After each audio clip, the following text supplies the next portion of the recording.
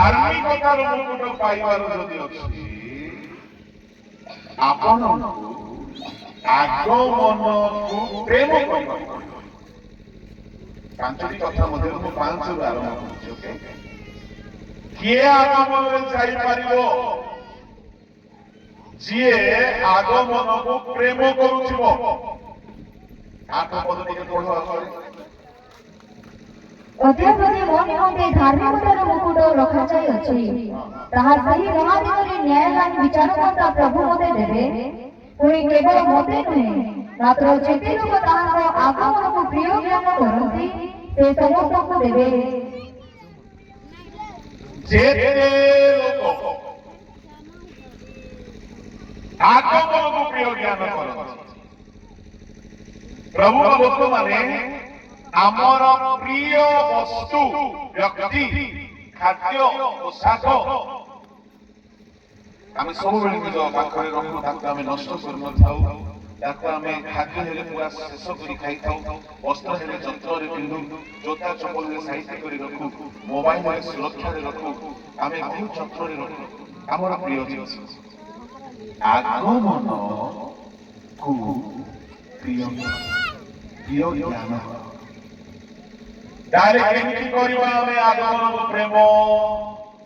ଶୁଣ, ଆଗମନକୁ ପ୍ରେମ କରିବାର ଅର୍ଥ ଆଗମନର ଚିନ୍ତାରେ, ଆଗମନର ଖ୍ୟାଲରେ, ଆଗମନ ପାଇଁ, ଆଗମନ ଉଦ୍ଦେଶ୍ୟରେ, ଆଗମନ ପାଇଁ ସର୍ବଦା ବଞ୍ଚିବା ହେଉଛି ଆଗମନକୁ ପ୍ରେମ। ହେଲେ ଆଗମନ କଥା ତ ଆମର ମନକୁ ମଧ୍ୟ ଆସୁନାହିଁ। ଆମେ କୁଆଡେ ଆଗମନକୁ ପ୍ରେମ କରୁଛୁ? ଆମ ଲୋକମାନେ ଆଗମନ କଥା ସବୁଦିନ ଚିନ୍ତା କରୁଛନ୍ତି ନା? ଆଗମନ କଥା ପାଳକ ଯଦିଓ ପ୍ରଚାର କରିବେ, ଓହୋ ଆଗମନ ବି ଗୋଟେ ହେବ ନେଇକି, ହୋଇ ଆକା ମୋର ପରା ପାପି ଗୋଟେ ଯିବ କି, ସେଦିନ ଟିକେ ଚିନ୍ତା କରିବେ ନାହିଁ।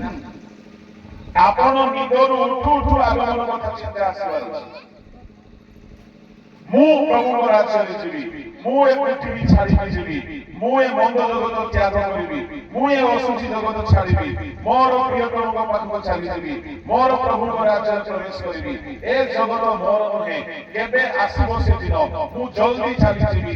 ଏହି ଚିନ୍ତାରେ ଯୋଉମାନେ ରହନ୍ତି ସେମାନେ ପ୍ରକାଶ କରୁଛନ୍ତି ଯେ ସେମାନେ ଆଗମନକୁ ପ୍ରେମ କରୁଛନ୍ତି। ଆମ ପ୍ରେମ କରୁଥିବା ବ୍ୟକ୍ତିକୁ ଆମେ ବେଶୀ ଖୋଜିଥାଉ। ବେଳେ ବେଳେ ଫୋନରେ କଥା ହେଇଥାଉ, ବେଳେ ବେଳେ ଦେଖିବାକୁ ଯାଇଥାଉ। ଯଦି ସମୟ ଫିକ୍ସ ହେଇଥିବ ଆମର ପ୍ରେମ କରିବା ବ୍ୟକ୍ତିକୁ ଭେଟିବାର, ସେ ସମୟ ପାଇଁ ଆମେ ରେଡି ହେଇଥାଉ। ହଁ କି ନାହିଁ? ମନେ କରନ୍ତୁ ମା, ବାପା, ଭାଇ, ଭଉଣୀ, ସ୍ୱାମୀ, ସ୍ତ୍ରୀ, ପୁଅ, ଝିଅ, ଯାହାକୁ ଆମେ ବହୁତ ପ୍ରେମ କରୁ, ତାଠାରୁ ମନେ କର ଆମେ ଦୂରରେ ଅଛୁ, ଗୋଟିଏ ଦିନ ସ୍ଥିର କରାଗଲା କି ସେଦିନ ଆମେ ଭେଟିବୁ। ସେଦିନ ପାଇଁ ଭଲ ଭାବରେ ରେଡି ହେବୁ। କାହିଁକି? ବହୁତ ଦିନ ପରେ ଦେଖାଯାଉଛି। ସେଦିନ ଅବହେଳା କରିନଥାଉ। ଯଦି ସେ ଆମର ଅତି ପ୍ରିୟ ହେଲେ ତା ପାଇଁ କିଛି ଗିଫ୍ଟ ରଖିଥାଉ। ସେଦିନ ଅବହେଳା ହୁଏ ନାହିଁ। ଏ ଧାର୍ମିକତାର ମୁକୁଟ କାହାକୁ ଦିଆଯିବ ବୋଲି କହିଲେ, ଯିଏ ଆଗମନ ପାଇଁ ପ୍ରିପେୟାର ହେଇକି, ଆଗମନ କେବେ ହେବ, କେତେ ଜଲ୍ଦି ହେବ ବୋଲି ନିଜେ ରେଡି ହେଇକି ଥିବ, ତାକୁ ଧାର୍ମିକତାର ମୁକୁଟ ଦେବ। ଶୁଣ, କୃଷର ଚୋରକୁ ଧାର୍ମିକତାର ମୁକୁଟ ମିଳିବ ନାହିଁ। ଏବେ ଦୁଃଖ ଭୋଗ ସପ୍ତାହ ଚାଲିଛି। ଏବେ ସେ ଚୋରକୁ ଲୋକ ମନେ ପକେଇବେ, ବର୍ଷରେ ଥରେ ତାକୁ ମନେ ପକାନ୍ତି। କୋଉ ଦିନ ମନେ ପକାନ୍ତି? ଗୁଡ୍ ଫ୍ରାଇଡେ ଦିନ ମନେ ପକାନ୍ତି। ସେ ଚୋର ବୋଧେ ଭାବୁଥିବ ମତେ କେବେ ମନେ ପକାଉନାହାନ୍ତି, ଗୁଡ୍ ଫ୍ରାଇଡେ ଆଗ ମନେ ପକାଉଛନ୍ତି। ହେଲେ କୃଷର ଚୋରକୁ ଲୋକମାନେ ଆଦର୍ଶ ବୋଲି ଭାବି ନେଇଛନ୍ତି। କଣ ବୋଲି ଆଦର୍ଶ କରି ଭାବି ନେଇଛନ୍ତି? ସେ କୃଷର ଚୋର ଯଦି ସ୍ୱର୍ଗ ଗଲା, ସେ ତ ଡୁବ ନେଇନାହିଁ, ସେ ତ ଚର୍ଚ୍ଚକୁ ଯାଇନାହିଁ, ସେ ତ ବାଇବଲ ପଢି ନାହିଁ, ସେ ତ ପ୍ରଭୁ ଭୋଜ ଖାଇ ନାହିଁ, ସେ ତ କେବେ ଦାନ ଦେଇନାହିଁ, ସିଏ ତ କେବେ ବି କାହାର ମଙ୍ଗଳ କରିନାହିଁ। ଚୋରଟା ସିଏ, ବହୁତ ଦୁଷ୍ଟ ଲୋକଟା ସିଏ। ସିଏ ଯଦି ସ୍ୱର୍ଗ ଚାଲିଗଲା, ଆମେ ବି ଶେଷ ବେଳକୁ ବିଶ୍ୱାସ କରି ପଳାଇବୁ। ଏମିତି ଭାବ ଲୋକ କୁହନ୍ତୁ ଜୋରେ ହାଲେଲୁୟା। ଓହୋ, ସେ ଜୋରକୁ ମଧ୍ୟ ତୁମେ ନିଜର କରିବାକୁ କହୁଛନ୍ତି ଏଠି। ଧ୍ୟାନରେ ଶୁଣ, ଆପଣ କେବେ ହେଲେ ସେ ଚୋରର ତାର ଅନୁସାରେ ଆପଣ ସ୍ୱର୍ଗ ଯାଇପାରିବେ ନାହିଁ। କାହିଁକି ଯାଇପାରିବେ ନାହିଁ? ସେ ଚୋର ଆଗମନରେ ଯିବା ପାଇଁ ଯାହା ପ୍ରସ୍ତୁତି ଦରକାର ସେ ଚୋର ତାହା ପାଇନାହିଁ। ଆଗମନରେ ଯିବା ପାଇଁ କଣ ପ୍ରସ୍ତୁତି ଦରକାର? ଆଗମନରେ ଯିବା ପାଇଁ ହେଲେ ଯୀଶୁଙ୍କ ପରି ସବୁ ପାପକୁ ଛାଡ଼ିକି ସିଦ୍ଧ ହୋଇଥିବା ଦରକାର। ସେ ଚୋର ପାପ ତ କେବେ ଛାଡ଼ି ନାହିଁ ଆଜ୍ଞା, ସେ ସିଦ୍ଧ ହେବ କୁଆଡୁ? ସିଦ୍ଧ ବୋଲି କହିଲେ କଣ? ସବୁ ପରୀକ୍ଷାକୁ ଜୟ କରିକି ସେ ଉତ୍ତୀର୍ଣ୍ଣ ହୋଇଥାଏ ତାହାକୁ ସିଦ୍ଧ କୁହାଯାଏ। ସେ ତ ଜୀବନ ସାରା କାର ଡାବୁ, କାର ପକେଟ, କାର ପଇସା ମାରି ଖାଇଛି, କେବେ ହେଲେ କୌଣସି ପାପକୁ ସେ ଛାଡ଼ି ନାହିଁ, ତ ପାପକୁ ଜୟ କରିନାହିଁ, ତ ସେ ସିଦ୍ଧ ହୋଇନାହିଁ। ସେ ବିଶ୍ୱାସ କଲା। ट्रेन टिकट बुक कला बेले गोटे तत्काल टिकट बुक थाउछि, अल्प समय पे सेटा खुला थाए। से समय भितरे यदि आपण टिकट कर देले सीट पाइ जाले, तापरे जहाँ टिकट हला परे आउ सीट बने। ठीक अछि, सेमति क्रूसरे पाखरे यीशु अछंती। ओ हालेलुया। बढ़िया कथा गोटे मन को आसो कहि देबी कि जीशु जदि पाखरे अछंती, नियम बाहर भी से आशीर्वाद दे दियंती। पॉइंट टू बी नोटेड, एटा को हाईलाइट करवा। जीशु जदि पाखरे अछंती, नियम जहां भी थाओ से नियम बाहर ब्लेसिंग कर। फॉर एग्जांपल 9 अध्याय लेखा अछि। कोन लेखा अछि? पाप मोचन बिना, सॉरी, रक्तपात बिना पाप मोचन हुए नहीं। लेखा अछि तो पुणी व्यवस्था अनुसार प्राय समस्त विषय रक्त द्वारा सूचीभूत हुए और रक्तपात बिना पाप मोचन हुए नहीं। व्यवस्था अनुसार जदि जनकर पाप क्षमा हेबार अछि माने रक्त झराइबाक पड़िब, बलि करबाक पड़िब, ताहारे जाई तार पाप क्षमा। एटा एबी नंबर 22।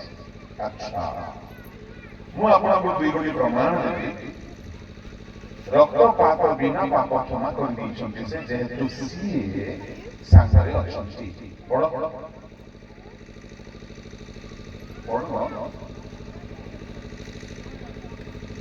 माथ्यू 9 अध्याय 2 पद।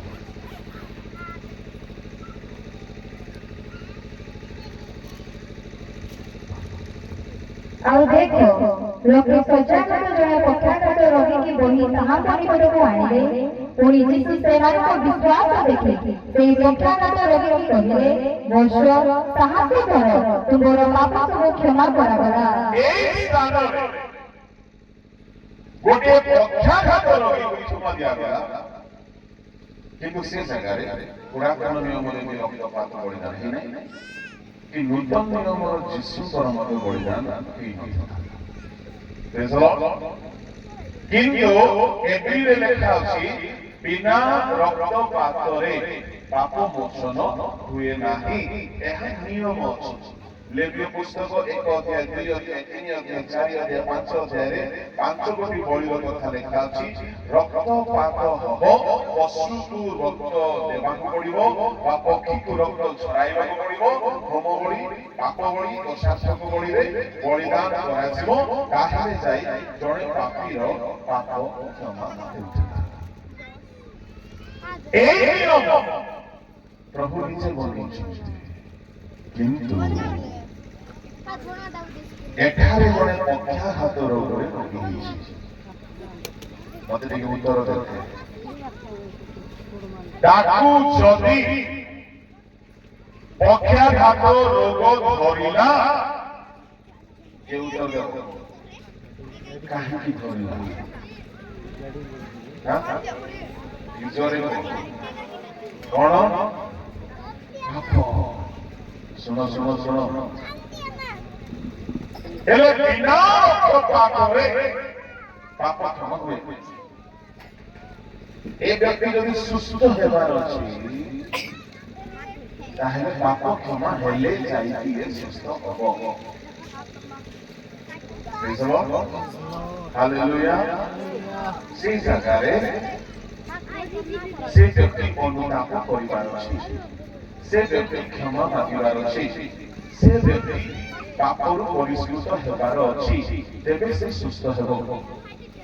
ଏଣୁକରି ଯୀଶୁ ଚାଲିଗଲା ପରେ ଶିଷ୍ୟମାନଙ୍କୁ କହିଥିଲେ, ଯଦି କୌଣସି ରୋଗ ପୀଡ଼ିତ, କୌଣସି ଲୋକ ଯଦି ପୀଡ଼ିତ ହୁଏ, ତାହେଲେ ସେ ପ୍ରାଚୀନ ମାନଙ୍କୁ ଡକାଅ। ପ୍ରାଚୀନ ବୋଲି କହିଲେ ପ୍ରେରିତ। ଆଉ ସେ ଲୋକ ଆପଣା ପାପ ସ୍ୱୀକାର କରୁ। ପ୍ରାଚୀନ ମାନେ ତାହାର ମସ୍ତକରେ ତୈଳ ପକାଇ ପ୍ରାର୍ଥନା କରିବେ, କହିଲେ ସେ ତାର ପାପ କ୍ଷମା ହେବ, ସେ ରୋଗୀ ସୁସ୍ଥ ହେବ। ପଢ଼ନ୍ତୁ ସେ ପଦ, ଯାକୋବ 5:14-15।